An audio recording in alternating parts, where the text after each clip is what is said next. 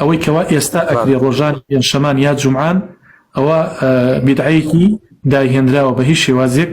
پێغەمبەری خوا صلی الله علیه وسلم ئەمری بە سەحابە نەکردووە هیچ ڕۆژێ دیاری بکەن و چن بۆ سەردانی قەبرستان. ئەسڵ سەردانی قەبرستان جارێ بۆ ئافرەتان هەندێک لە زانایان پێیان حرامە، هەندێکیان پێیان مەکروهە. ئەگەر پیاو بچێت نابێ بچێت تەنها بۆ ئەچمەڵا پورمی لێ یا دایکمی لێ یا باوکمی لێ. ئینسان ئەبێ بۆ یەک مەبەستێک بڕوا بۆ قەبرستان. کاتێک ئەڕوا بۆ قەبرستان بیری قیامەتی بکەوێتەوە، دەمەزەردی ئیمانی خۆی بکات، خۆی زیاتر ئامادە بکات بۆ ئەو گەشتە دوورە. یعنی مامۆستا هیچ کێشە نییە لە هەفتەیەکە هەموو ڕۆژێ بچی بۆ نمونە کێشە نابێ وانە؟ برای شری من نامەکروهە نابێت، باش نییە هەموو ڕۆژێ بچی. بۆ چیە چیت؟ وەکوتم هەر کەسێک ئەچێت بەسم یعنی مامۆستا بەبەستمەوە یعنی احتیاجی هەر ڕۆژێک بچی لە هەفتەیەکە؟ بەڵێ بەڵێ ئەسا ئینشاءڵڵا. باشە مامۆستا گیان، زۆر